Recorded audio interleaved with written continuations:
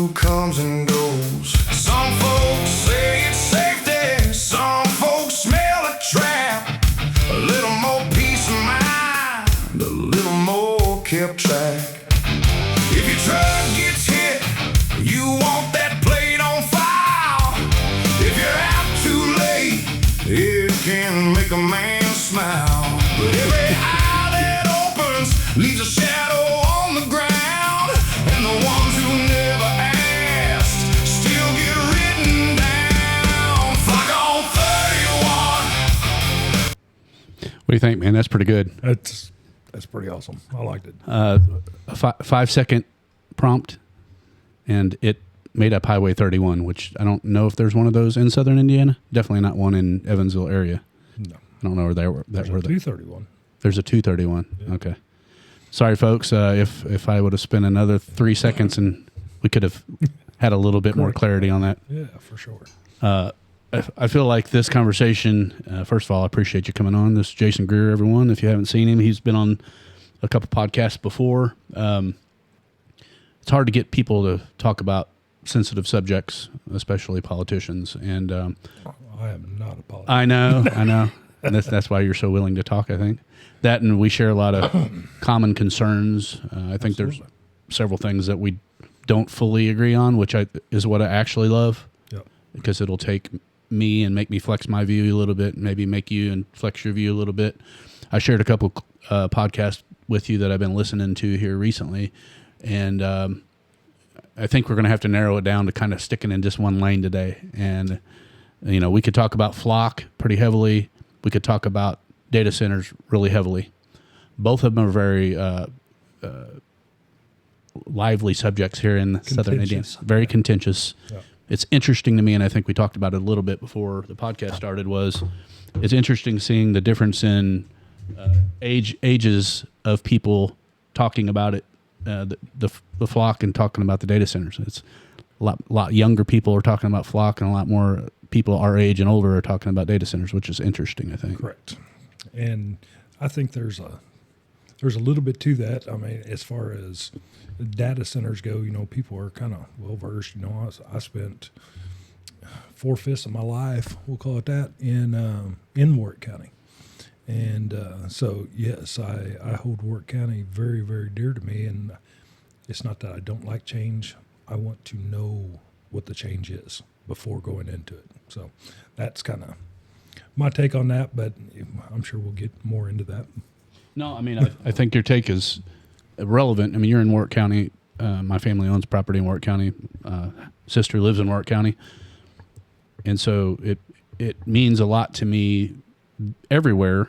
But, I mean, we've got people fighting this fight in counties all around us. And, one of the things about United Divided that I'm trying to do is, like, bring energy of everyone to one space. Correct. Like, let's talk about how we can take the energy of people in Posey County and connect it to people in Warrick County and Vanderburgh County to really have our voices heard, because we're all fighting kind of a different fight in each county. And you'd asked me about the public records requests that I've been making, and I've kind of graded Warrick County and Vanderburgh County have been very good at bringing records. I want to give both of them credit. Both sheriffs and the city governments have provided a tremendous amount of information. And what that points out is just like the difference that each fight is in each county. So like Vanderburgh County was ranked as a higher, like you plug it into Grok and or Claude, and it'll say the records, the contracts between Flock and these counties. Vanderburgh is doing a much better job in certain areas as far as limiting what Flock can do. However, there is big gaps in new technology, new updates in the software. I mean, there's things that as citizens, it's hard to keep up with all the moving parts and to know, especially because there's no transparency in immediate updates and what changed in those updates. I mean, to me, that's the real risk that we run here. You and I could sit here and have a podcast for 5 hours, look at all the documents and say, this is pretty good right now. I think it's okay because we're limited here and here and here. But I mean, as we know, technology is racing forward, speeding forward at the speed of light. I mean, no pun intended. And so these AIs are learning. They're doing pattern recognition. They're recognizing, it's not just looking for a plate. Every time your car goes by, it's recording your plate. So it knows if you've gone here to there, and it holds that for, they're saying 30 days, but what we're finding out from people around the country is it's a lot longer than that. It can be a lot longer than that. Yeah. And is that by design? I don't want to get too conspiratorial, but you also mentioned, the police drones and how they are necessarily connected to the flock cameras because, that's just how they're going to communicate back to someone sitting in an office somewhere. Correct.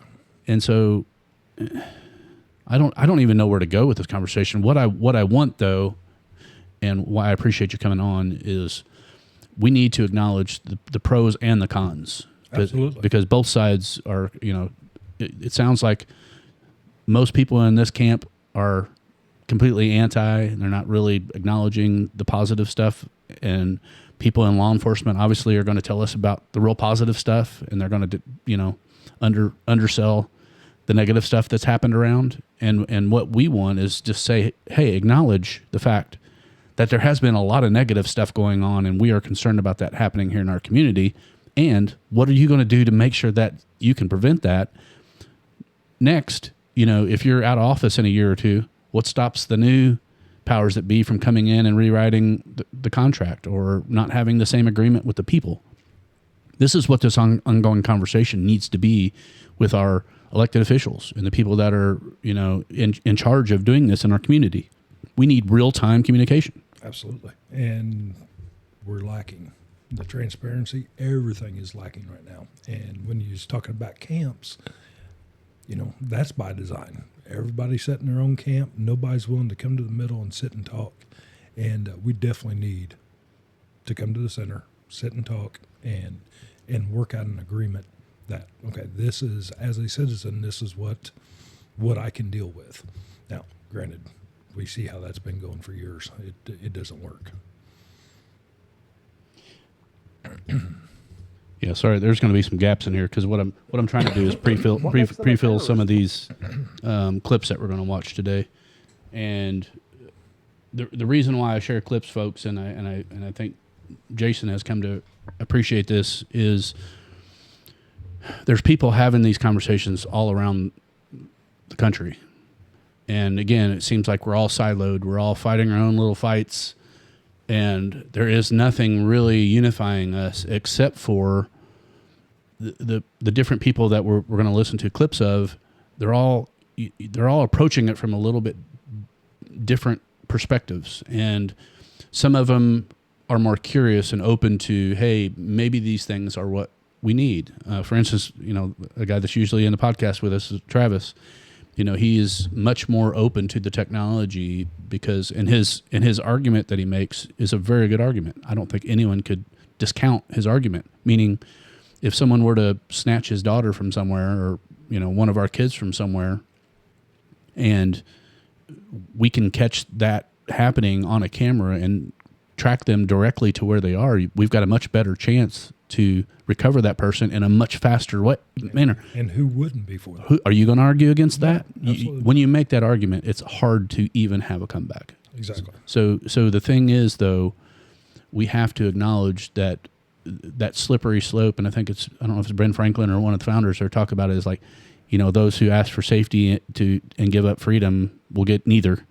Correct. That's paraphrasing, I think, but I mean, essentially, we are on a slippery slope already with where we are. We've been there. Yeah, and what I've just learned, and I don't know that most people know, is we're having this conversation about flock cameras, and flock cameras is a brand, and they are probably the leading brand. I'm pretty sure they're the leading brand in the country and maybe everywhere. But it's a keyword. And my concern, and something I want to keep in the crawl of people, is if they get rid of, quote unquote, the flock cameras, which is happening in cities around us. I think Bloomington, Indiana, just north of us, has eliminated their flock camera contract. However, what most people don't know is the technology is getting to the point where cameras are not really as essential because they're listening the sound, they're listening to sounds, they're tracking people's devices. So the cameras are going to be less and less important, especially as more and more people get cameras on their own house, and those are connected to data centers. It's like, so it's a slippery slope that I think we have to keep on moving what we're paying attention to. And by sharing these clips with you and with other people and talking about it, that's what I'm trying to bring those arguments to the local realm. Like I think a lot of times we get so comfortable in our daily lives that we just say, hey, the elected officials are elected for a reason, and that's what they're there for. They're taking care of this for us. That's what I thought my entire life. Yeah, up until not too long ago, like COVID really opened a lot of people's eyes. I've been a skeptic for a lot longer than most people, but and it's sad that I'm like kind of happy that COVID happened in a way, just because it did wake a lot more people up. I don't think if COVID hadn't happened and we were talking about this, there would be much more trust in government narratives and what we're told versus what is actually happening. And so I hate looking at it from a positive perspective, but I don't know that you would be here if that hadn't happened. Right? Because that conversation engaged you and me to start talking about things we never would have talked about before. And so, I don't know. My goal, and you can riff wherever you want, so just step in anytime you want. But I've said it on Facebook a lot. I talk about it a lot. Is we need to hold our current leaders accountable. We need to demand transparency, and if they're unwilling to give those things to us the way we want them, not the way they want to give them to us, then we need to bring new people who want to lead our communities into the mix, who are willing to have the open, transparent conversations and to be held accountable to the things they say. That's the only way that I know of to really change anything, because we can have 10,000 people barking at one of the local sheriffs or city councils or whatever, but at the end of the day, they're going to do what they do. Right. And how do you hold them accountable if not vote them out of power as quickly as you possibly can? I think that happened over in Missouri over a data center. Okay. And the county, they all voted for it when it was the citizens of the county did not want it. And I think that was right before the primary this year, and they primaried them all. Mm. And so that, there is repercussions. Of course, in Indiana, there is no recalling of county commissioners or anything like that. So it is wait until they are up for a vote. And because I've been really interested in it, because just watching it unfold and then layer by layer having to pull back and see what's going to, slither out from underneath, is you find different organizations, bureaucracies that are layered for protection, I feel, and as a buffer to these county commissioners or city councils that are doing all the work behind the scenes, so they can say nothing's been presented while everything is getting worked out in the background, and that's an issue with me. Deniable plausibility. Exactly. Well, it sounds like politics as usual. It is. And that was pessimistic. I'm sorry. Yeah. Well, no, and I hate it, because that's not what, as a country, we're designed for, and it seems like it's in every place that you look, and it's just discouraging. Well, I gotta defend the other side here.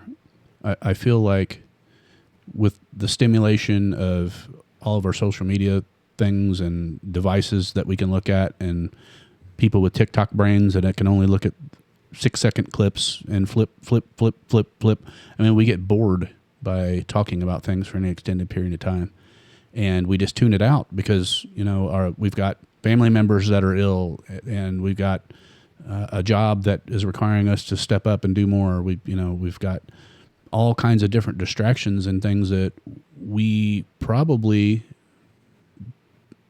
don't have a lot of time to really give it its due diligence and to be involved enough.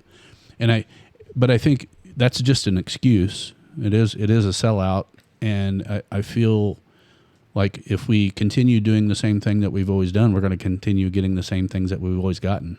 I think there's a phrase for that. Yeah. That wasn't original to Chad. But again, I don't know how that happens except for 2 people or 3 people or 5 people sitting in a room and really hashing out what we can all agree on, the good, the bad, the unknown.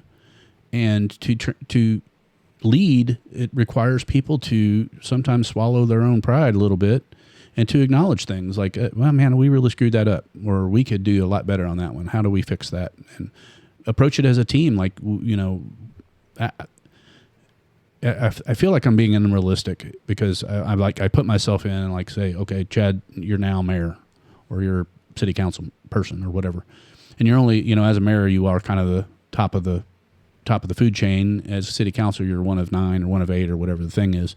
And those places are supposed to be a contentious realm for debate, I think. And in the city council meetings that I've watched, it's been like they already know what they're going to say and do whenever they walk through the door. There's really, you know, they allow public comment.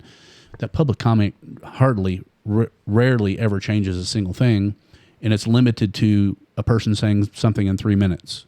Like, can you imagine me sitting here trying to compel you to one idea that I have in 3 minutes of all the things that I have going on and that I'm thinking about, or vice versa? And that's where coming together, like you talked about earlier, is, you know, whenever you're going, there's not going to be the first 30 people stand up and talk about concerning data centers is water usage. There's enough topics, enough negatives, enough positives to cover that 30 people railing on, I'm going to lose my well water, is you're taking up too much time to get your point across. Now, with that said, I firmly believe those decisions are already made. So it doesn't matter what you say, anything else. They're giving the public their time to comment, and without really taking it into consideration. Yeah, and I think we as public, you and I are one of the public. I think I've been asked multiple times, have you ever gotten up and spoken at a meeting, city council meeting or whatever? And I said, no. Does that mean I don't listen? No. Does that mean I don't care? No. Here's what it means. Like, I feel like if you and I rallied 200 people to show up at a city council meeting, and we all got up and we were anti-flock or we were pro-flock or whatever the direction we decided to take, about 90% of the things that we say are probably going to overlap with each other. And most of the time, that's going to be what you're most passionate about. Like, we don't want them. We don't want data centers. We don't want flock. And that's going to be the most passionate. And why don't we want those things? Because this, and this, and this. So there was a podcast I heard or something I read that I think I want all these different groups in our community to really think about. If you can get people to donate enough time to sit in rooms like this with, say, 50 people, and you can work on a narrative or a speech together that may take, let's say 20 minutes, 30 minutes. You only have 3 minutes. So let's say Jason Greer is the leadoff guy, and he's going to do the first 3 minutes of a 20 or 30 minute speech.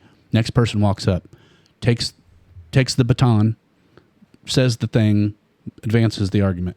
Next person, over and over again. So then you get the whole scope of, yes, I'm passionate. Here's why I care. Here's my piece. Yes. Here's my piece. And so what that does to me is it creates a definite combined narrative that makes more sense than just people getting up and complaining. Now, Correct.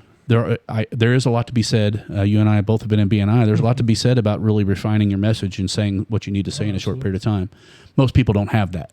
Right. Because you have to train yourself to, here's the things that I want to say, here's how much time I got, done. And people start dinging bells at you if you so it's like, you got to get in, you got to get out. Yeah. But I think especially with these bigger topics, we really need to I don't know of another way except for getting bigger groups of people to organize and here's our united message, and then going and presenting those things. I don't know. That's something that I don't know if you've even heard that brought up anywhere before. That's kind of where I was leading to. Okay. Is it where people the first 30 just end up and talking about one topic, and we need to spread those out and come together and really come up with a speech. I'll use yours, a speech, and then break it down with all the topics between different speakers. And I think it gets the point more across. Again, like I said, in a perfect world, and that decisions aren't made ahead of time and ready to go for you. But like I said, if we're going to talk data centers, then that's probably the thing that's in my crawl right now enough. But like I said, whenever we get down to it, I'll have more to say about that. But talking about Warrick County and their flock program, I am noticing it. I was introduced to deflocked off of a podcast one time, and I just looked to see, and I was shocked at the amount of cameras that are around. And not that it bothers me from a legality standpoint, we should say, but a constitutionality standpoint, I have a problem with. And so that's just been a little issue with me. And then talking about speaking in front of meetings, I'm sorry, I'm just kind of rambling here. Speaking in front of council meetings and things like that, it's been years. And I had to present at one years and years ago, and over a change in zoning. Well, we can have that conversation later, but it's very, nothing set in stone, it seems like, and what you don't think, but people already have a plan for their communities as far as your elected officials. And it just seems like they pass the baton off, and they have to keep certain things going a certain direction. So, like I said, I don't want to get too deep into all that. No, I mean, I think so. Part of this is I'm terrible at speaking from a script in any way or shape or form. So I could be like some podcasters and some people who basically steer the conversation in a way that, I want to talk about this first, but I think I really enjoy the natural conversation a lot more. Yeah. And one of the things that you and I talked about before we sat down today was a concept called community benefit agreement. It's a CBA. And it was talked about largely on the Jillian Michael podcast with Trevor Nielsen, I think is his name. Prometheus hyperscale. He's an actual data center guy who is building data centers, and I brought that podcast to your attention because it was the first one that was done that I thought did a really good job from a pro data center perspective, but he was also very open to the negative sides of things, and he didn't glaze over them, and he didn't discredit or discount people. One of the things I want to talk about with you is community benefit agreement, because I don't think most people really understand what that is, especially when we're talking about data centers, but even Flock too. I think it could filter down to that. But I highly recommend anybody that's interested in this topic, both Flock and data centers, to listen to that Jillian Michaels. If you do a YouTube search, Jillian Michaels AI, there's a bunch of shorter clips and things, but basically the community benefit agreement that this gentleman talked about was whenever Prometheus hyperscale comes into communities now, and they may be very well be one that's looking for places in Indiana. They didn't really tell us where.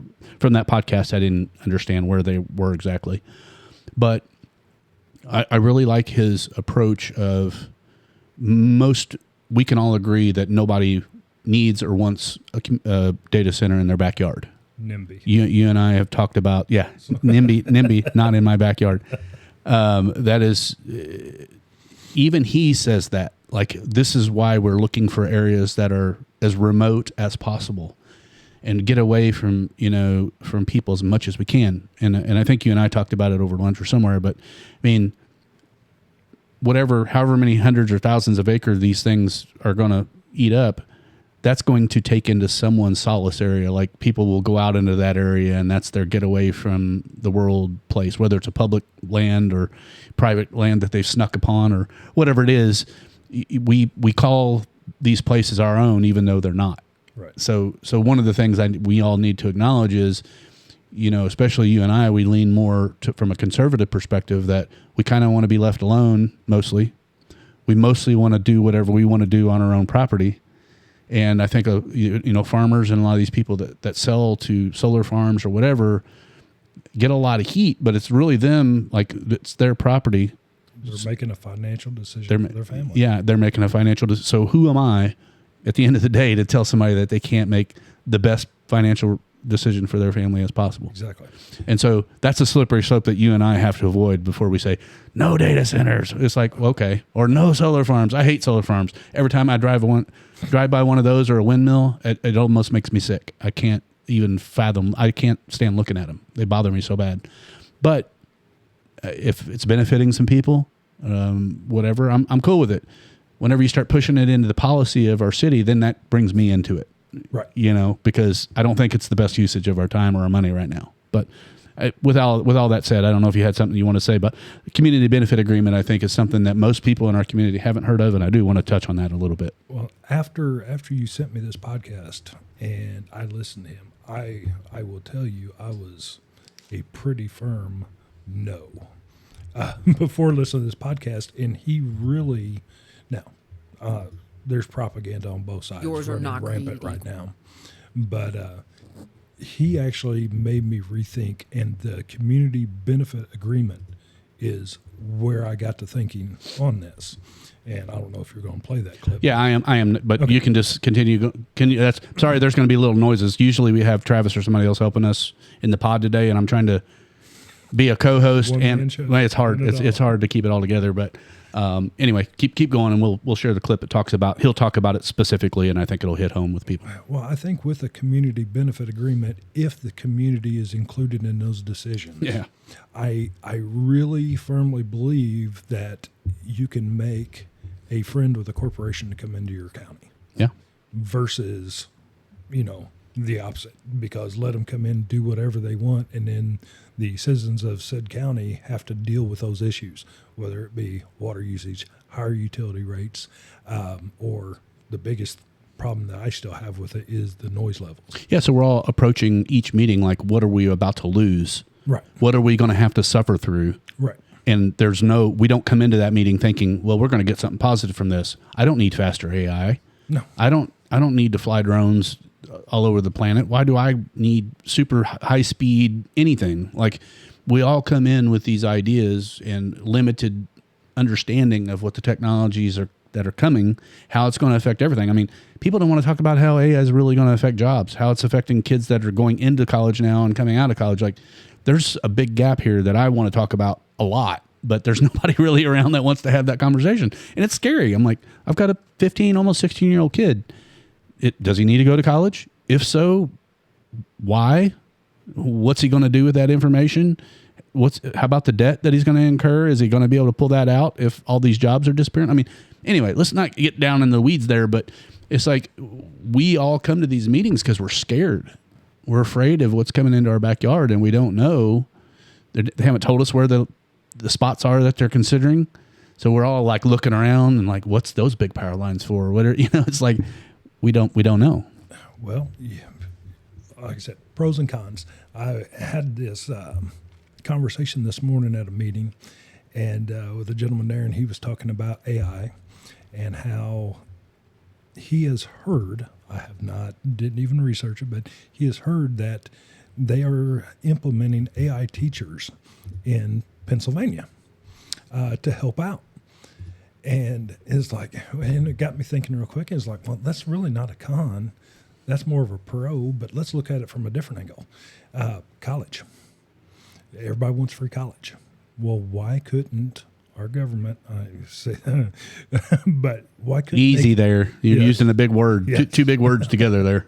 why can't they come up with a college curriculum for jobs that are going to require that degree and have AI teach a class, and then They can test out on it and go from there, and it would be free and literally minimal to have a class that size nationwide, and you can sign in and take your class and get your degree. Free college.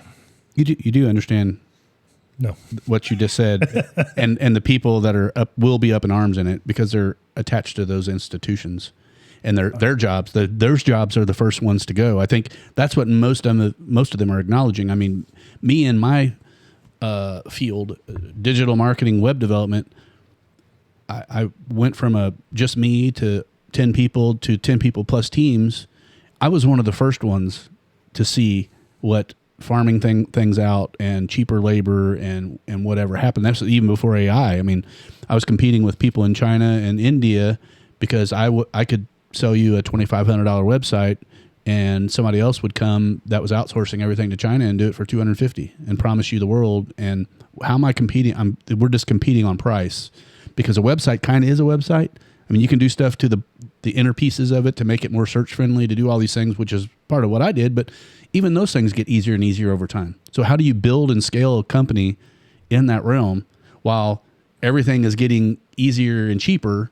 And so you still got to pay your people that are started with you from didn't know much. Now they're 3 or 4 or 5 years into it, super smart. But an AI can basically do what they do. A subscription to an AI and a business owner can do it themselves now. So Yeah. Yes. Yeah. I get exactly what you're saying on that. And nobody has an AI that can wash their floors yet. No, not yet. So Not yet. So that's good. You're not in that realm yet, but there are the iRobots that can Yes. go around and vacuum. So I mean, it's potentially going to be there at some point. Yeah. But I know you were getting ready to say something. I'm sorry. Yeah, it's slipped me. Okay, sorry. Sometimes you just gotta let me finish. Just let me finish. So let's listen to this clip about, and hopefully it's queued up. I'm trying to get Claude to give me the right clip at the right time. I apologize if this audio is a little low. I was having some glitch, and my man Travis is not here to help me with it. But let's listen to this clip talking about community benefit agreements, and hopefully we can all start using this kind of language whenever we're negotiating, and what we're expecting from data center conversations and or flock conversations. Cool. Some function with transparency. Some have signed on to what the president is asking. That sounds better. Some are behind the meters. Some are on the grid. How do you know which type of data center is coming to your town? Well, there's one really important thing to look for. We were, I believe, the first data center developer in the country to announce that we would enter into what are called community benefit agreements. So a community benefit agreement is a formal document that outlines the positive things and the negative things, basically, that a community can expect when a developer comes to town.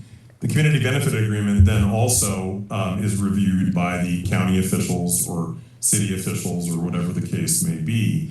Some of the stuff that would live within a community benefit agreement would be prioritizing local hiring. So for our Wyoming projects, if you have a Wyoming driver's license, you are going to be prioritized in the hiring process, period. Another would be, how are we mitigating traffic?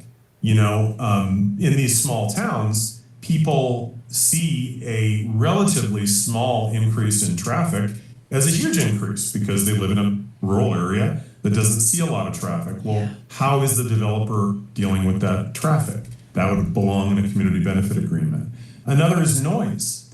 Some old data centers were kind of loud, or they emitted a certain humming noise that if you live near it, you don't want to hear, And so a community benefit agreement should address acoustic levels. It should require the developer to deal with acoustic levels in a way that is particularly, relevant for that project. And again, if you're next to a neighborhood, you're going to need to deal with acoustic levels in a different way than if you're in a really rural area where there's nobody besides, maybe some sagebrush and, the occasional deer to hear the humming noise, right? So I would say, to answer a very good question, I would say ask if there's a community benefit agreement in place. Ask if the job creation is going to be to prioritize local people so that it's not just people from out of town. ask what the plans are to mitigate air pollution if there's gas generation involved. Things like that go a long way. But you can see why a policy of transparency and openness is essential to the entire thing. You can't just fool people into supporting something and then expect there not to be horrible backlash later. I will say, though, about AOC and Bernie Sanders and also some of these folks on the extreme right here in Wyoming, a moratorium or stopping data center development is not the answer. The answer is to do data center development better, to do it well, to make it a win-win for the community. Okay, I think that was a pretty good. I mean, he explains it the way I think every one of these conversations should be, and that means coming into it knowing that people have heard a lot of things, they have a lot of concerns, they have a lot of fears, and addressing those right up front, being open about, yeah, we know that this has been bad, and there have been people that are complaining about it. In the same podcast, he talks about what you talked about with water. Mm-hmm.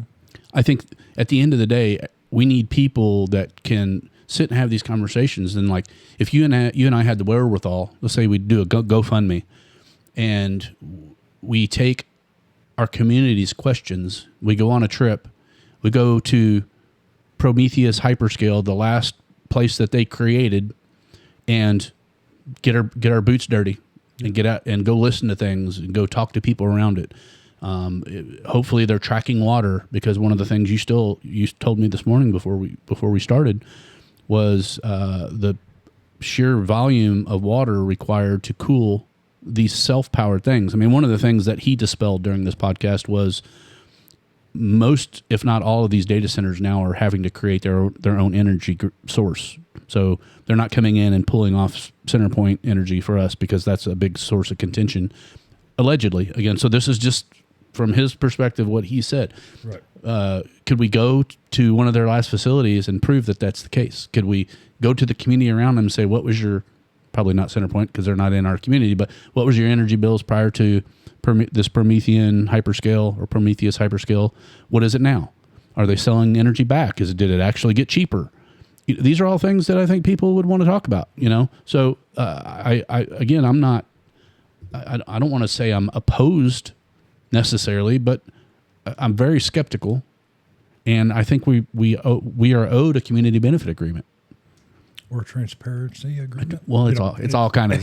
That's what I'm saying. It's all we ask for is transparency. Oh, I got a frozen screen here.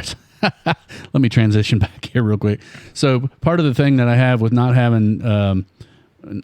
having Travis around is sometimes the screens don't really cooperate. So let me try to get that back, because you're sitting there, you were saying things, but your mouth wasn't moving. So it's okay. Keep going. Here we go. Now we got it back. There we go. But no, just talking about transparency is the biggest thing, and I think a community benefit agreement, like I said, just different wording, is I think that makes everything out in the open and very easy to discuss and go through. And as far as boots on the ground, all for it. Yeah. Go check out a facility. Well, I mean, so it's an idea. Let's do we need to go fund? Here's the thing: we could ask our city or county or whatever to fund this going out and looking at it thing, but they're gonna get their people together that are already have signed NDAs, or and that's a big buzzword now. Is people local officials signing non-disclosure agreements with these companies, so they can't really talk about things, which is, I don't know. I just don't agree with you're not. That's you're causing the problem. Right. Whenever you come in and you slap this over our head, like, well, we're already in the middle of it, so sorry, you got to take it now. It's like, no, that's. I don't. Who was it? Was it Nancy Pelosi a long time ago? She's like, you have to sign the bill, or you have to sign the bill so you can read it. The bill so you can read. Yeah. it, see what's in it. No, we're not doing that anymore. And so in that, I am 100% open to people being anti-data center, but it should be with some contingency, and same way with Flock. And I'm not even saying at the end of the day, if the contingency is met and we have a benefit agreement and we go through all the pros and cons, we still might end up saying we don't want it. I mean, Right. You know what I mean? I'm not saying I'm going to put my thumb on the scale there, but we're just not getting any of it. We're not getting the conversation at all. Yeah. And, and not just for me, but financially for the county, for the residents, I'd want to know how that's going to help. And I know he goes on to talk about being able to do away with property taxes in certain communities that allowed them to build. And to me, that's not a bad thing. Granted, I don't know that I would give up $6,000 a year payment for my child and my grandchild's future for noise levels, noise pollution, air pollution, everything else, which from what I understand, air pollution's at very minimal. And the noise is, you're still getting noise off these units, off these facilities, and the larger they are, the louder they are. And, but get into water usage and closed loop systems, which is the new system that all these commissioners are touting. It's closed loop, so we don't run water, it's we don't have to run water all the time. Well, the majority of the new ones now are closed loop with cooling towers. Well, you have evaporation through that, and just depending on the size of the facility, but there's millions of gallons a day that evaporate in some of these larger units because of the heat that they produce. Then there's noticeable climate change around these facilities. Just lots of questions that it seems like our elected officials don't want to ask or don't want to answer it. Well, I mean, this particular question, if I had my druthers, I would put what you just said right in front of Trevor Nielsen, who was on the podcast with Jillian Michaels, because one of the things he said in that podcast, I'm not going to worry about finding the clip, but effectively he says the closed loop systems are not fully solving the water issue, but mitigating significantly. Because you gave me a huge number, and what he was basically saying is we're using a different chemical compound that's not necessarily water that we can cool and reuse. So your concern is 100% valid. What he said basically tried to mitigate and say it's not as much of a concern anymore. And its technology is getting better. Okay, show us. No. We need to see it, because I heard two conflicting things, and both of them are compelling. Now you got to show me. That's one of the things we would have to go if we were to go to the latest Prometheus site. Here's our concern. Yeah. Show me the water inputs. Show me how much gets evaporated. Prove us wrong. I mean, I want to be proven wrong, right? And I want to say this just so someone doesn't call me a hypocrite. I use ChatGPT for quite a bit. If there's something I'm stumped on, that's where I go to just find me an answer. Mm-hmm. Granted, I don't use it to make funny cat videos or anything like that. I use it for something I am, me. I'm not very technologically advanced for a human being. And, it's, if I go and use that and I just put in, for example, Project Zora, into ChatGPT, and it's like, what do you know about it? That's where I uncovered a little rabbit hole going down about water usage, was able to, it already knew the layout as far as acreage, and for acreage that size that's been bought across the country, it says this is going to be a typical hyperscale and data facility. And for those that don't know, Project Zora is related to a particular project in Warrick County. Yes. that a buzzword has popped up, and Project Zora came to your attention. And so I just wanted to give people some context of where we were there. That was announced Friday. Yeah. And of course, if you're from the area, this has been going on since February or March. Mm-hmm. Is about how far. March is when I first heard about it. And so it's been moving right along. And like I said, layers of bureaucracy. So to protect, and nobody has to acknowledge it until we're right there before the decision time.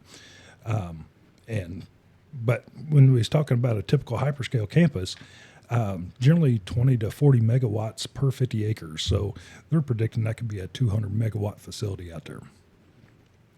And out there is near I-64 northern Warrick County, right? Correct. Okay. Yes, and Highway 61, a few miles just north of me. Okay. So where I'm at. And matter of fact, it's that ground was up for sale, up for auction a few years ago. And that's why when we talk about the whole don't tread on me, let him do what, everybody had a chance to buy that property. Mm-hmm. And this company come out, marketed it for this decision, and now someone's really interested in it. So, that's my issue. And like I said, I'm not against it. But we need transparency and a community benefit agreement going forward to know exactly what we're dealing with out there. My biggest thing, and I'm sorry, I took a note here and I'm just going to look at it real quick,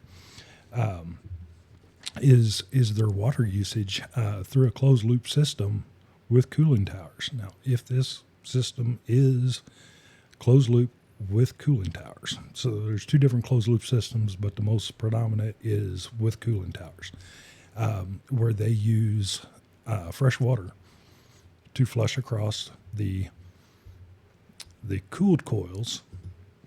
And so through evaporation, that's where you're using and losing local water source. And upwards of 1 million, it says 1 to 3 million gallons a day of evaporation due to the heat from that. So that's a concern. Anybody in Warrick County knows the concern over fresh water. They've talking to some different water departments. Linville gets their water through Patoka. Patoka can't handle the water usage. Boonville can't handle the water usage. Heck, I've been in my house on my property for 22 years. I've got a water tap at the end of the driveway. The water line ends at my driveway, and I cannot tap it because of low water pressure. So for 22 years and $400 a month, I haul my own water in. For 22 years now. But a facility's coming up here now. They're granted, I'm nobody. So setting up an infrastructure to handle one house, I get that. But they're in a rush to make sure they're going to have water up there, and it just hits me a little wrong on that one. Well, and again, I think if they could have or would have came in and said, this is a known issue, community benefit agreement here that we're going to bring to you, identify the things that you have said, acknowledge them. You've been out of pocket a lot over the years. It's a lot of blood, sweat, probably some tears over the years. Lots. And man, that sucks. Yep. Someone would have start that with you. You're probably gonna ease up just a little bit. You're gonna be a little less tense. You're gonna say, well, you're not the only one that this is a problem for. There's people all around you in the city and the county and whatever. And here's the proposal. Here's how we think we can fix this. And a community benefit agreement is this Promethean hyperscale or whoever it is that comes in has agreed to invest and do infrastructure projects to not only increase our water supply and your availability, but also lowering your energy costs through this, that, or the other. Again, it's an agreement. It's words. We want to see the proof. The proof is in the pudding. Right. But you probably would perk up a little bit if they were to say something in that way. Now, does that mean you're going to trust them? Maybe not. But it at least they're trying to have a negotiation with you. It sounds like. Yeah. Well. And I didn't mean that to come off as an oh poor me, because it sucks, dude. I live where I live for a reason, and I am not a city dweller. I need the rural country, and I foresee it going away with data centers, whether it be noise levels, because I am in prevailing winds, and when the wind is right, I can hear Tecumseh marching band practice. Maybe Boonville, one of the two. just depends. I can hear Central High School marching band from here, and it's a couple miles as a crow flies. And so, will that noise carry that far? 3 miles, 3.5 miles? I don't know. But it's questions I have. And, but like I said, this isn't oh, poor me. I live where I live for a reason. Granted, things are going to change. One of these days we can talk about the chicken factory right across the road from my house. So, that's coming. It's not my property. That property was up for sale. I didn't buy it. So there's, but, that's his property and his way of making a living. And if that's what it's going to do. Now, granted, if circumstances change, if water gets contaminated, and if air quality goes down, those are the two standards that we can hold against him. Sure. So that's just, again, in a community benefit agreement, you would have that written and be enforceable. Without that, you don't have any protection. So that's where I feel on that. Yeah, that's very true, and that's again, part of this conversation, I think, is neither you nor I want to be an elected official or in a bureaucracy, but we're trying. Me personally, I'm trying to encourage and inspire and maybe even teach local current elected officials and wannabe elected officials that we know that politics and politicians are not very popular, and it's been down, and I think that has stopped a lot of really good people from even putting their hat into a ring and saying, I want to be a part of this because I feel like I'm going to make a difference. I mean, I'm sure you've had people, why don't you join this? Why don't you get on the school board? Or why don't you, all these different things. And trust me, if I felt like I could be effective in that platform or, taking that role on, I would consider it. I've always said no. Start with a strong no. But the problem is you're in an environment where, let's say you and I get elected simultaneously, and we both agree that we need to have more conversations and transparency and accountability to what we're saying. If you and I came in as a team in Warrick County and said, Jason's got this role, I've got this role, we've got 2 other people that have agreed to this experiment, I'm piqued. I'm like, okay, so we're going to just sit down in a room like this, and there's going to be 5, 6, 10 cameras or whatever, and we're going to each get time to talk about a topic. We're going to bring the people from our neck of the woods, whoever we're there representing, and we're going to bring all of their questions and concerns to the table, and we're all going to have a circle conversation out in the open.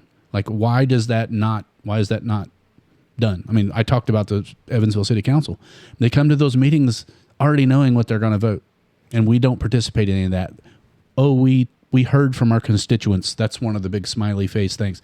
I'm listening to the constituents, and this is what the constituents want. When someone says that, and I don't agree at all with what they're saying, I say, I'm one of your constituents, and I don't agree with any of that. And so you've given constituency that is your voter base, you're giving their opinion, but you're not really listening to both sides. That's what I hear. And I don't want to be a part of that. And that works for both sides too. Oh, it does. So, not. That wasn't isolated to Democrats or Republicans, but I mean, unfortunately, we don't have really any Republicans in our government right now to fight that fight. And trust me, if we did, I would be holding them accountable. And because we've got a lot of problems to solve, and it seems like they're always kind of trying to solve problems that really aren't problems to most of us. Right. So anyway, yeah, that's like I said, that's some of the issues I have with this, and I don't know if you noticed, but they did call a citizen where we can come out and talk. Another commissioners meeting. Oh, is that the one that was at like 9 a.m. on a Tuesday or something? That's really convenient for working people. 9 a.m. on Wednesday, I think. And so you're going to get a lot of gray hair people there, probably. Well, moved it to Freedman Park versus at the old courthouse. Where there's no room in the courthouse, so Freedman Park's a little bigger. I'm guessing Freedman Park's a little bit bigger in there, but it's the timing with the announcement of that meeting, and then a few hours later, Project Zora gets announced, and it's just, I don't believe in coincidences. So yeah, I think this is a natural transition. came to the conversation really prepared to talk about flock. Yeah. And you see the little rabbit hole we went down in talking about data centers, but here's kind of where I just want to have some rubber hitting the road and why these two things are overlapping, which I think most people don't really talk about either, is these flock systems require a significant amount of data collection. They require a significant amount of speed to deliver content back to the hub of Real time. the database of whatever they're collecting. And as these systems grow, and we have a few, I don't know how many drones they say we have now here in the city or county, but that goal, especially since we can't hire and keep police officers and sheriffs. I think sheriff's offices, he said they're doing a lot better than the city, but like we can fully expect that they're moving in the direction of replacing more and more police with more and more drones. And or you're going to have police that are sitting in a room in a building, managing these drones. Because if you got 8 different calls going out in 8 different directions, you got to have 8 different people looking, and then however many in the waiting for the next call. Or it's priority. Yeah. So I mean, here's the problem: we've agreed, we've made a community agreement that we didn't even know we made. We're saying, okay, we're going via RoboCop. Terminator, some combination of that. Minority Report. There's three movies that come to mind there, yeah. And we say that jokingly, but at the end of the day, the overlap of these flock systems and the drones and self-driving cars and more intricate banking systems that have to defend against hackers and people that are trying to steal accounts. I mean, all of that takes data. And it takes speed and it takes intelligence. And so when people just come out against quote unquote, we don't need data centers, well, you're making a big sweeping argument to something that you're already, you said you don't create cat videos. I will push back on you. You did create a song this morning with me. So you did actually. Yeah, so that is a pro. It didn't have cats in it, but it was a song. But that's again, just humor, but like, we are technologically moving in a direction that requires more and more storage of data. There is no ifs, ands, or buts about that. And so this is where I kind of pivot on both sides from data centers and flock. Like we can talk about some positive flock stuff. There is a lot out there. I don't know. Were we talking about the thing about down here on Diamond Avenue? Yeah. Well, no, we didn't talk about that, but we'll talk about that here in a minute. So let me make the on of, we have to have conversations about data centers. If you're not anti-data centers and anti-flock simultaneously, and you're not anti AI platforms, and you're agreeing to put down your cell phone, because our cell phones are requiring more and more compute, more and more data, more and more, like every single individual person's device, each one of those requires a certain amount of data pool. There's any given moment, I've got 3 different AI programs running here doing something different on my phone, and it's making me more productive and more efficient to where I'm trying to make a living here. And so, but more and more people are doing that. What are you going to say? Nope, sorry, you can't do that. Yep. I mean, it's just not realistic. Right. And so let's kind of make the transition into flock. Okay. And I'll set the stage. I'm much more anti-flock points than I am pro-flock, except for that, coming back to that story of, the what if that Travis gives a lot. What if my daughter is abducted? And what if a camera right across the street or right down the street tracks where she was, where she's going, and where she stopped, and they can get there as fast as humanly possible, and a drone might meet them there. Yeah. We can't argue against that. I would want his daughter, my kid, your kid, grandkid, whatever. I want them found as quickly as possible. Absolutely. Right? It takes a lot of data, and it takes a lot of intelligence. However, there's a lot of slippery slope arguments in here that I think you and I would agree with. And hopefully I'll find the clip. If you'll get on a rant here in just a second, I think, talking about it. But there's a lot of pro conversations. There's a lot of anti conversations. The problem that we have is each county makes different agreements. and we did a public records request for Warrick and Vanderburgh County. Both sheriffs, I mentioned that earlier in the clip, I think. Both sheriffs did a great job. But one, of giving us the data, but one county is doing not nearly as well at putting restrictions on the content that Flock is pulling in, retaining. What happens to our data? Are they pinpointing, and do they know where you're going in every directions? Is that pattern, your patterns, are they being tracked? Do they know if you stopped by a store that you weren't supposed to stop by? Or can this thing be held against you later if your wife wants to say, where's my husband been? And these things are all being tracked. And then, she can get mad at you for doing something that she didn't even ask you about, or that you didn't give consent about. So, I mean, there's all these slippery slopes. To me, that's where my brain goes towards. Like, how bad could it get? Like, we already talked about saving the kid. Yep. That's as good as it can get. Yep. There is no better than that. Yep. Or if someone's drowning, go save that person. Man, how do you argue? I don't know. I don't know if you have a rant in there. I don't know if I opened the door for you or not, but I'm going to try to find a couple of clips in here, and why don't you just kind of give me your 2 cents and give the listeners kind of where you're at with it, maybe. Well, I don't, like I said, it was when dealing with the Flock and just seeing what the company itself does, not necessarily what our county's doing with it, but what the company can do with the information. With their add-ons that they are adding on to the current Flock system that are in place, to me, it is mass surveillance, period. That's all there is to that. When they can identify Bluetooth pings off your cell phone when you pass a camera, so they know who is in your vehicle, when you're heading there, that's... I don't want to say invasion of privacy, because you have no privacy in public, but constitutionally being tracked by your government, essentially, because it is, the leases are paid by your counties. That's where my issue lies. And not knowing who's accessing that data at any given time for the sole purpose. I think there's been over 20 arrests in Georgia alone for officers essentially stalking or tracking spouses, partners through the program.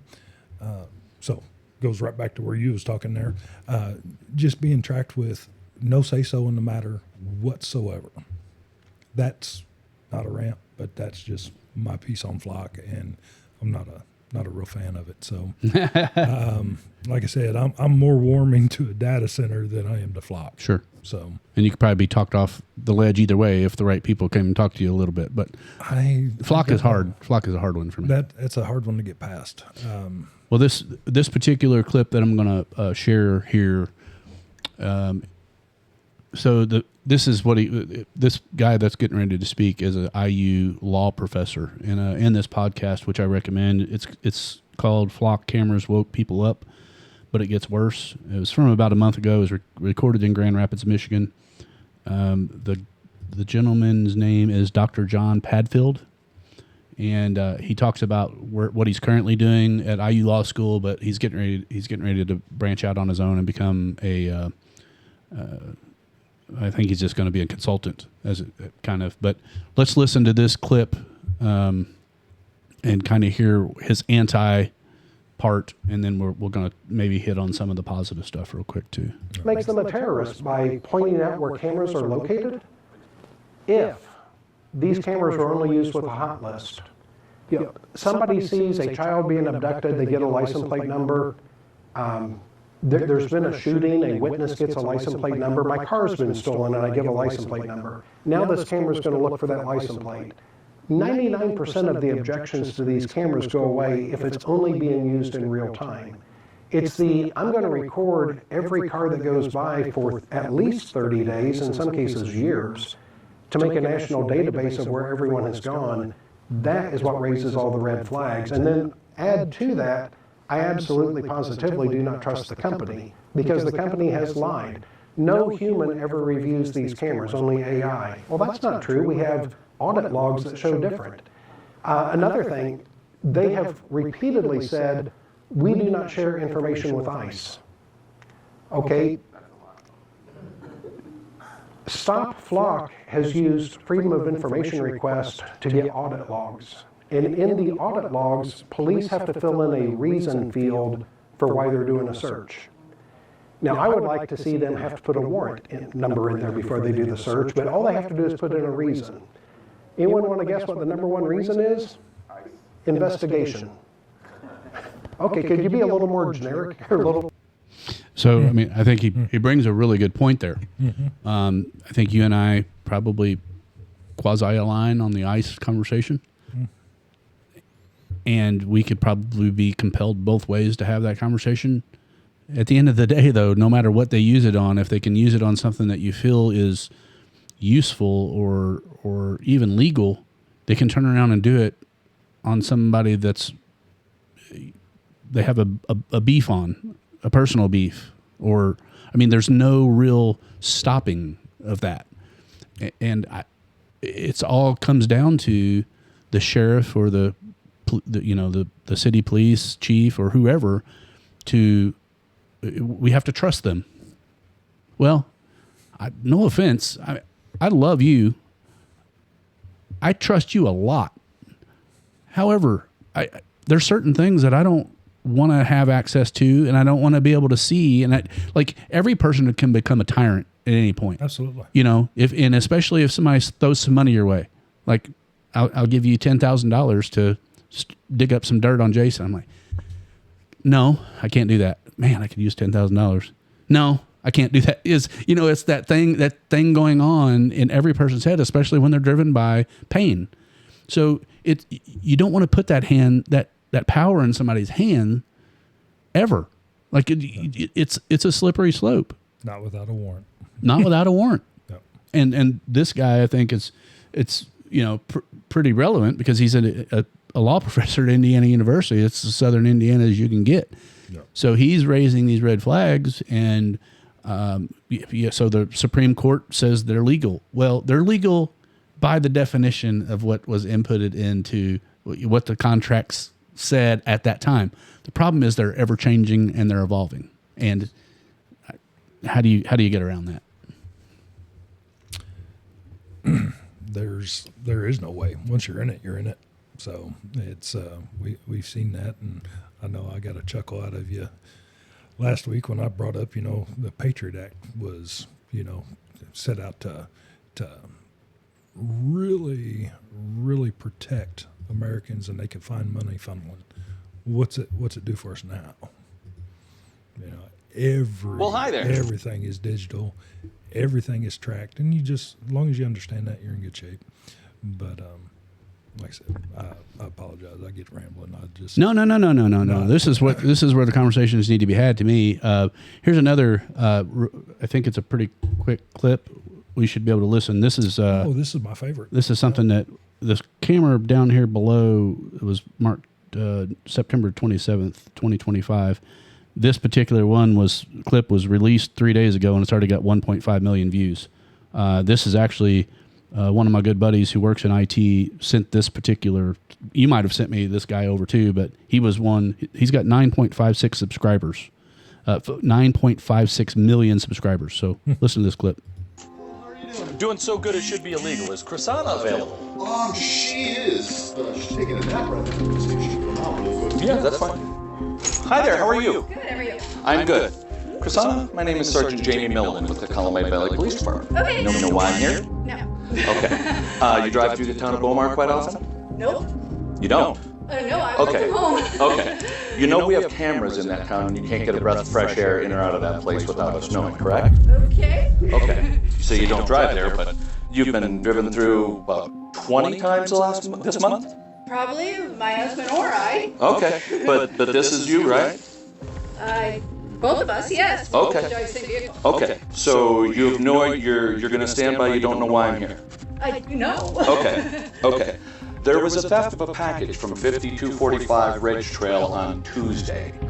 Like I said, we have cameras everywhere in that town. You can't get a breath of fresh air in or out without us knowing. You know the quality on the camera doorbell you have. Yep. I've got that on my phone right now of you taking that package. My name is Christina Elser, and on September 27th, 2025, Sergeant Jamie Milliam came to my door accusing me of a $25 package theft.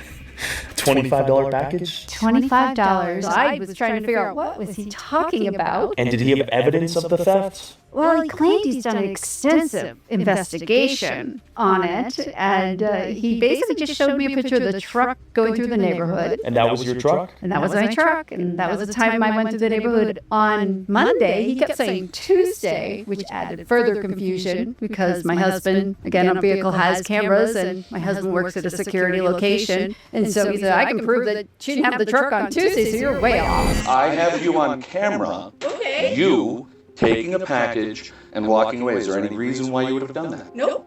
Do you know anyone that lives on Ridge Trail? No. Okay, well then I'll make this easy since you're just going to deny it. I'm going to issue you a summons that you'll be showing up in court in Jefferson County. Well, can I see this video? If you go to court, you can. If you're going to deny it, I'm not going to extend you any courtesy. If you're going to lie to me, I have you roughly 20 times this month alone. And here's when you left at 12:09. That's when you left town. Wait a minute. Take a package. Well, there's no shushing. I don't need to be. I need to know where this is. We have cameras on our truck, so we can show you exactly where we were. I already know where you were. Yeah. I have it on camera. I have you on camera walking up, ringing the doorbell, taking the package, and literally running away. You on camera doing this. It is her. It is 100%. It is locked in. There is zero doubt. I know it's unbelievable to you. I get that. I get that this is a shock to you. Well, he would not show me the picture of me accusing me of taking the package on there, and so that would have really cleared, I think, a few things up, so that was a little concerning. And what was very much entertaining is that if he had done his proper due diligence at his own office, he probably would have saw that my truck was parked in front of the other flock camera the entire time. But Woo. Aggravating. Yeah, so our justice system is set up to allow actual criminals to get away with things unless there is, if there is beyond a shadow of a reasonable doubt. There has to be no reasonable doubt that someone is guilty of something. He triangulated something, and it turns out we're not going to listen all the way through, but he was wrong. He was 100% wrong, even though he said he was 100% She proved him wrong. Yes. And so he wouldn't even show her the proof there on site. Issued her, so presuming he was presuming she was guilty. There was, they had never talked about an investigation. They never talked about, I didn't see how they actually messed it up. But like, these are the slippery slopes that you get into. Like, her life was disrupted. She's now doing things in her life. I mean, she might actually like it because she's involved in something a little bigger than her now. But at the end of the day, she had to probably get an attorney.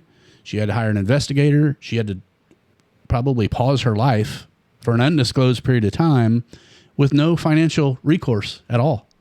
Was she able to countersue the law enforcement, the officer? Hopefully. I mean, so this, hopefully stories like this would keep officers like this from being rogue and, using this. You're getting ready to get a dog in your lap. Go on up, Benz. Go get him up. You can. Can you see him in there? Oh, no, a little bit. Here, I'm gonna put Benz on. This isn't a clips with Benz, but Benz decided he wanted to be in the clip. So I think, this is just one of thousands of clips out there that show this technology being not only used in the wrong way, but not accurate enough to do the things that it's claiming that it's doing.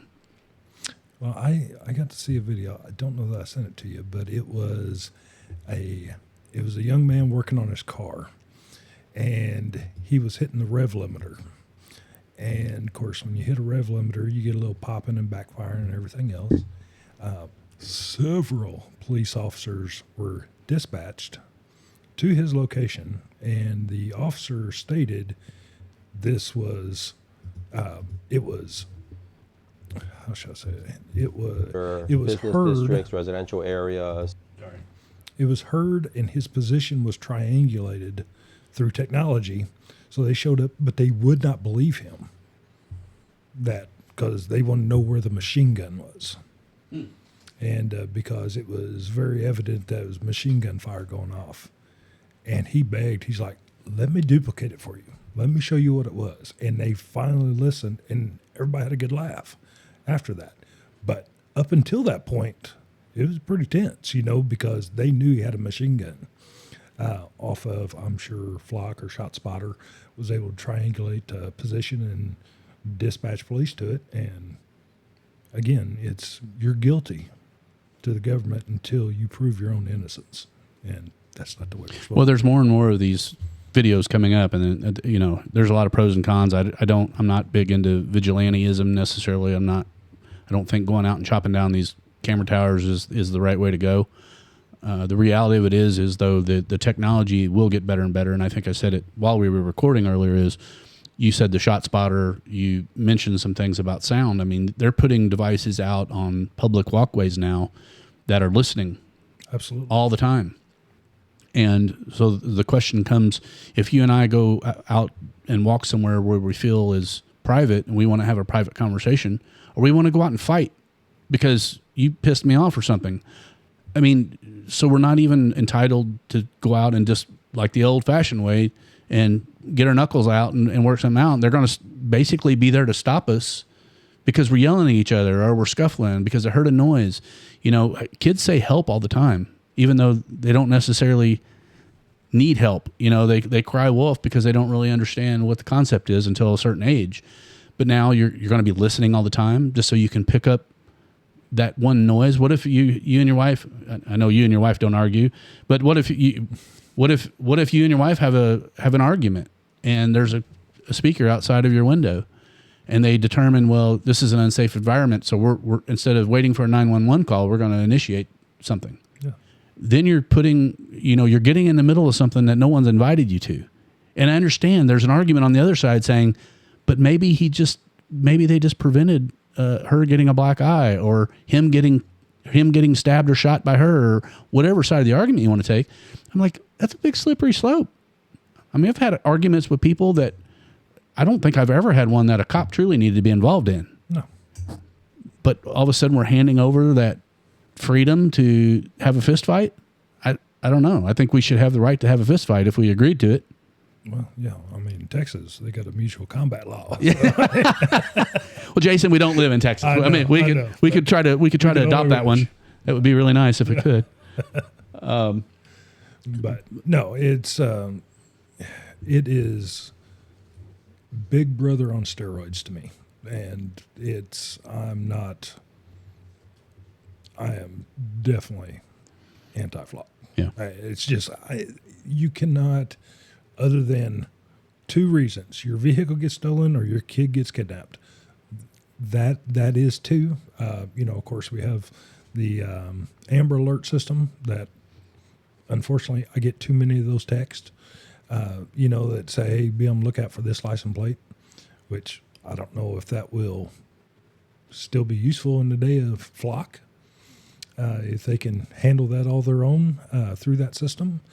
But I believe, not to change it too much, but I believe I sent you a little documentary a couple weeks ago where someone found Flox's headquarters. And so they just set up on the public street and was doing some filming of the facility and everything else. They called the police, wanted him removed from the public street, and did not want anything filmed. Yeah, I did see that. It's like, now you know how we feel. Yeah. We don't want your cameras on us 24/7 with every bit of our movement going around with what, like I said, legality is totally not an issue here. It's just it's constitutionality. Do we want a surveillance state? No. Do we want to move in the direction of China? Yeah. I mean, that's what most people really like. That's where it's going. Yeah. Well, I made a comment on social media, and that was the first thing that someone threw out at me is like, well, quit doing illegal stuff. And it's like, if you're so worried, stop. It's like, no, I'm, there. It's nothing. Quote unquote, I have nothing to hide. Right. Yeah. Travis uses that one sometimes. Yeah, pretty much an open book. Yeah. But again, it's, you don't know who's accessing that data and what they're going to do with it. So unless there's a warrant and you have a paper trail that goes back and says, this is the judge that signed off that says we can look at you for this, which is the way it's supposed to be done, and it's not being done. So. Yeah, I've got one more. I think your hard out is here pretty soon, right? Would we say 12:30? Yes. Okay, so let me see if this one clip. I do want to share a little bit of positive. I mean, we've talked about some of the positive potential from this technology. Let's listen to this clip real quick and have a conversation about it, because I want to hear the positive, and then we can talk about if it's worth it. Hotspots and our city parks. To have 850 cameras running in this town of 26,000, what is the annual budget to keep that going? Well, they last pretty long, don't get me wrong, but when it's time to replace them is when it gets expensive. Right now, my budget for technology as a whole, I probably spend just close to $600,000 a year. That would be the equivalent of 6 officer salaries. But the job that it's doing is doing the job of probably 15, 20 officers. Could you say without a doubt this technology makes your city safer? Without a doubt, it makes it safer. I wouldn't know what to do without it. So working with Flock, what was your experience like with them? Our experience working with Flock has been fantastic. We use them to really help and provide us a lot of coverage in the rural parts of Dane County. We are responsible for about 1,000 square miles of patrol area, including 41 square miles of waterways here in Dane County out of the 1,200. So the use of the technology was fantastic because it allowed us to be in places that we couldn't be. So overall, they helped us solve numerous crimes, including homicides, but also they helped us find individuals that were missing. So it played a significant role in allowing us to keep and maintain the peace in the rural parts of our community, which is typically very different than in the urban parts of a county. It did not gather any sort of driver information, race, gender, or anything to that extent. Let's see. Okay, so the first clip was actually, what did it say? It was a sheriff, a chief in Indiana. So the first gentleman was actually from Indiana, so it's relevant to the state and even to southern Indiana. But so this is the argument that we're gonna be hearing and dealing with it, and we're trying to find ways to cut our budget. Our local police department is running a deficit. We're more and more in debt as a city, and I don't know about the county as much, but I have been paying real close attention to the city. And what did he say? They could have 15 to 20 officers for the price of the system, which covers a lot more ground. Again, it's a very solid point, and it's something that we have to acknowledge that, these guys, they didn't seem like bad dudes. They were like, man, it's safer. What is safer? What does that mean?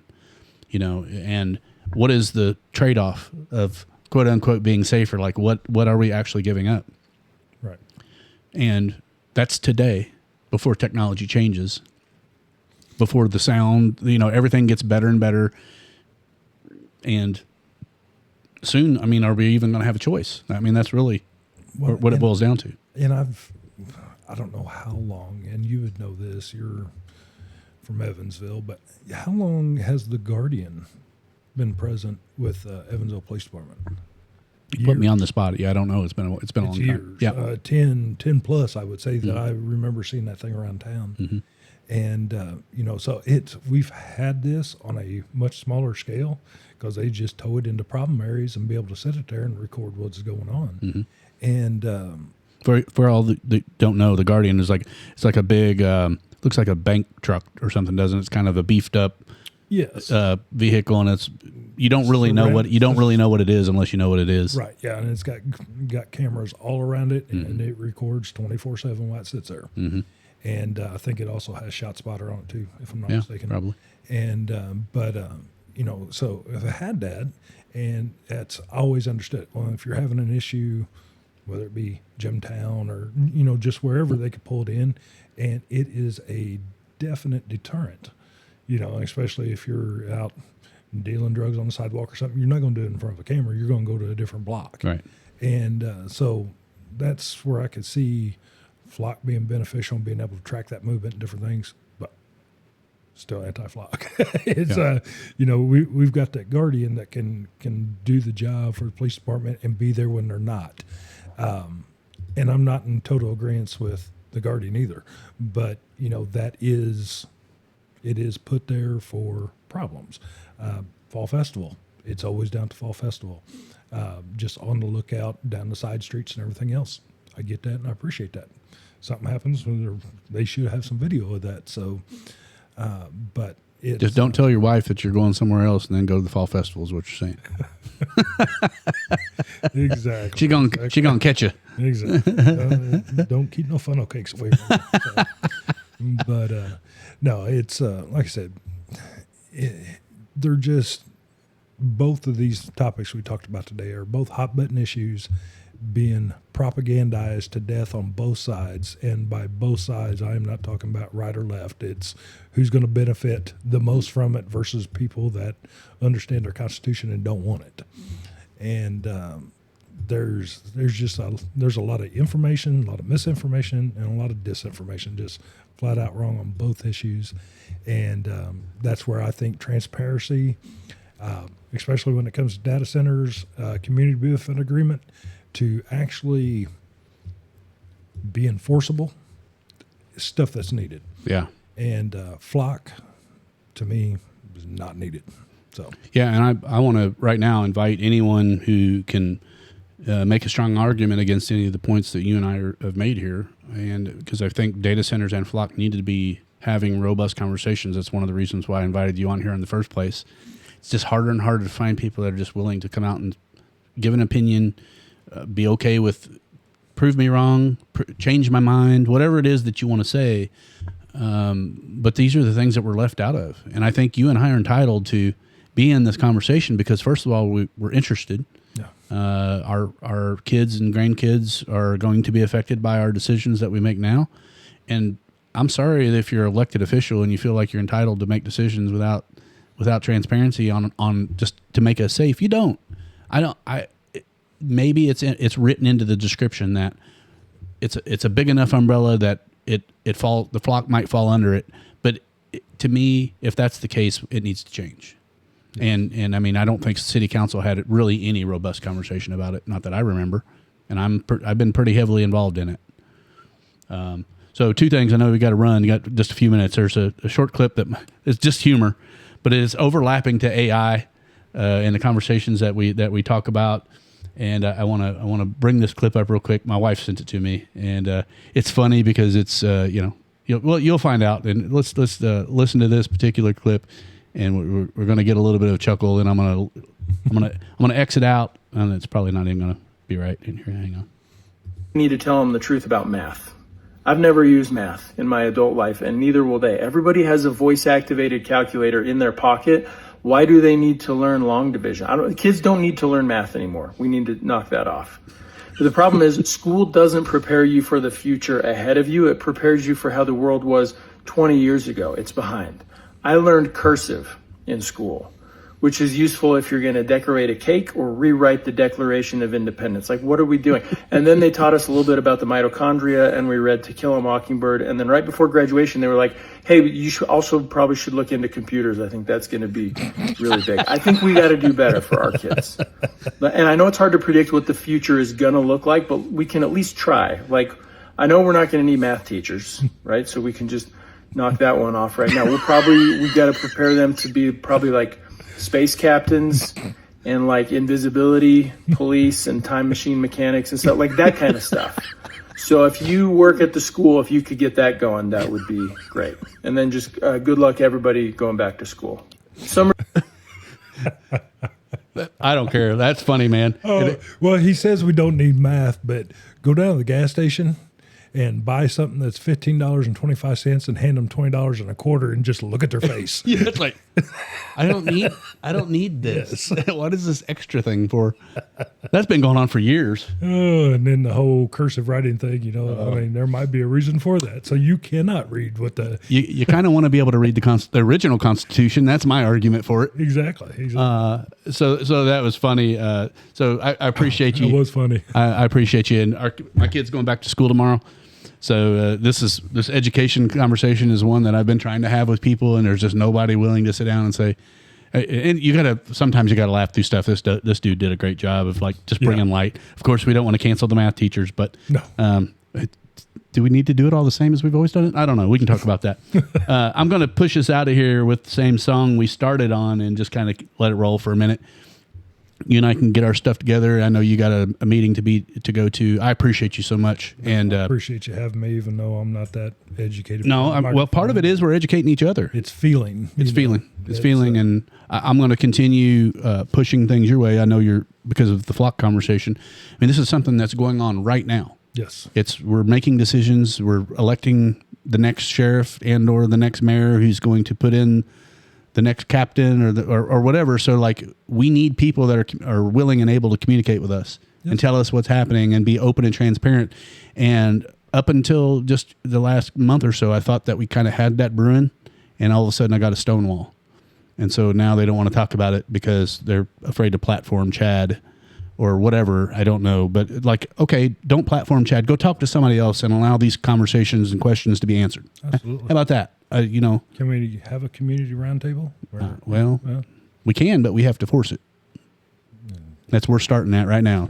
It's I've been working on it for a couple of years, and I think we'll get there at some point. But I love you, brother. I appreciate you.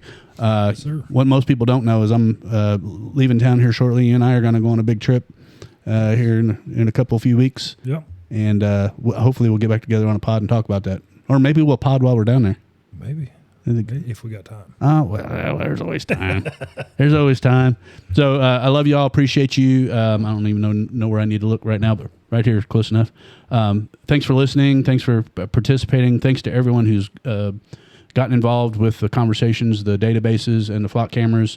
And don't stop that. Don't be silenced. Have your voice heard. But, be open to hearing information that isn't exactly what you want to hear, because maybe your mind can be talked about, whether your mind can be changed a little bit. We talked about community benefit agreement. I think that opened my eyes to maybe we can benefit a little more than we have in these things. And if there's something in it for all of us, not just me as an individual, then maybe we should talk about that, because who am I to say I don't want it even though it could benefit my community? That's not on me. All right. Love you. Yes, sir. Love all y'all. And as long as you want to listen, I'm going to put this song on. There's a few minutes left. I'm probably not going to let it record all the way through, but thanks to y'all. See you soon. Who you watching now? Flock on 31. What you selling us now? One hand says protect, one hand says control. Flock on 31. It cuts both ways, y'all.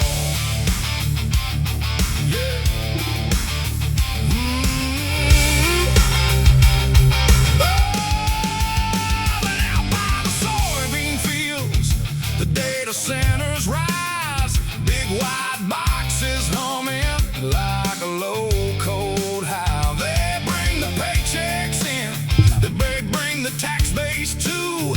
New roads, new power lines, and a whole lot of blue. But they sip that water like a thirsty iron beast. And folks by the river wonder what gets squeezed.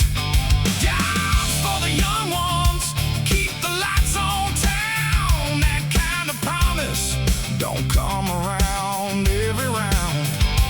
Still the fans keep spinning, and that steel and concrete skin. You can hear the future and the trouble